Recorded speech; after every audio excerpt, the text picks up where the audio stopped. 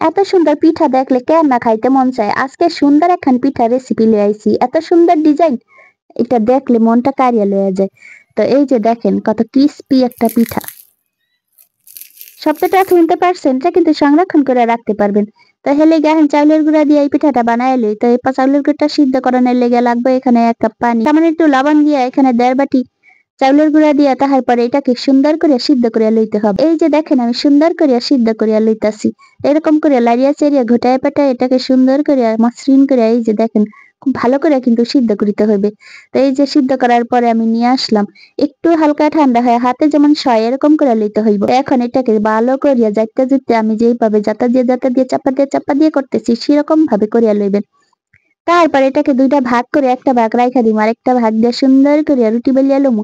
তাহার আগে একটু ময়দা দিয়ে এই যে দেখেন আবার ওইটাকে যাইতে যাইতে চাপিয়ে চিপিয়ে গোল করে বল বানাইয়া তারপরে রুটিটা বানাই লমু।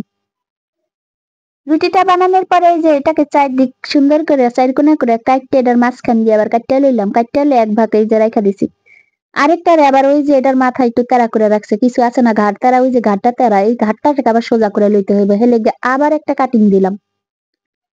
এরকম ভাই কাটতে কুটতে এগুলিরে সোজা করে লইতে হইব, যারা ঘাটতারা আছে না এগুলো একটু সোজা করবেন। তাহার পরে এই যে এইভাবে ছুরি অথবা পিচ্চা কাটা দিয়ে এটাকে কুচুর করে কাটবেন। ঠিক আমি যেভাবে কাটতাছি এই যে কুচায় কাটতে লইবেন। কাটা হয়ে গেছে এই যে এরম করিয়া কাটতে তারপরে এই দিক থেকে রোলের মতো করিয়া এটাকে সমান করিয়া লইতে হবে, এইভাবে বাজ দিয়ে আনবেন। আপনার করে দেখানোর লেগে একটু আস্তে করতেছি, এই যে দেখেন বুঝিয়া লইবেন ভালো করিয়া কিন্তু। তারপরে ধরিয়া এইভাবে একটু চাপিয়া দিবেন, চাপিয়া দিলেই পাপড়িগুলি কিন্তু ছড়াইয়া যাইব।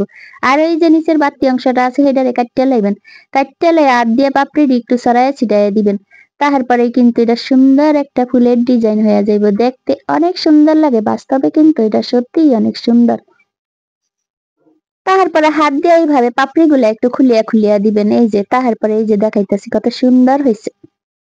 তারপরে এই যে আরেকটা রুটি লইলাম, এইটাকেও আবার সেই একই ভাবে ঝিরি করে কাটতে লইবেন, কুচুর করে ছুরি অথবা এইভাবে পিজ্জা কাটার দিয়া। ঠিক একই স্টাইলের কোনো কিন্তু পরিবর্তন হইব না। তো এই যে দেখেন কাটার পরে এখন এইটাকেও সেই আগের মতো করে ভাজ দিয়া লইব। তো একই ভাবে একই পদ্ধতিতে একই নিয়মে সবগুলো পিঠা বানায় লইছি, সুন্দর করে সাজায় লইছি। ওই দেখা যায় তাল গাছে আমাদের গায়ে, সুন্দর করে সেই ছোটবেলার কবিতাটা মনে পড়িয়া গেল। এখন এটাকে একটু সুন্দর করে রঙিনা ডানা নুলা পাকনা পুকলা বানায় দানা লেগে একটু ফুড কালার দিয়ে দিবেন। একটা কাঠিতে বড়ায় পাপড়িগুলিতে একটু সামান্য এভাবে ছোঁয়াই দিবেন, ছোঁয়াই দিলেই কিন্তু খুব সুন্দর কালার হয়ে যাবে, দেখতে যে কি যে সুন্দর লাগে।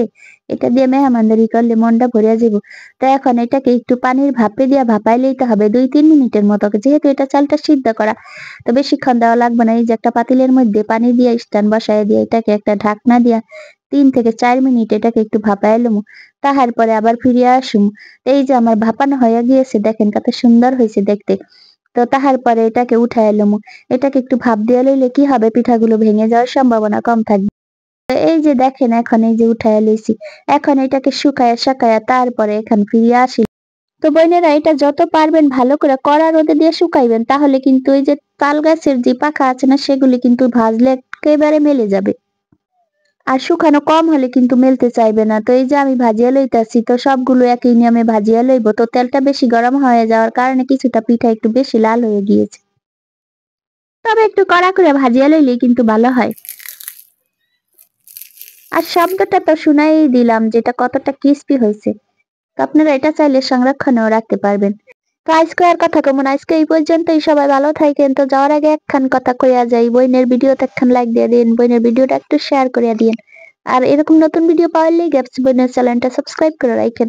পাশে থেকে বইনের সাথেই সব সময় থাকেন। সবাই ভালো থাকেন, দেখা হবে আগামী ভিডিওতে। থ্যাঙ্কস ফর ওয়াচিং, আল্লাহ হাফেজ।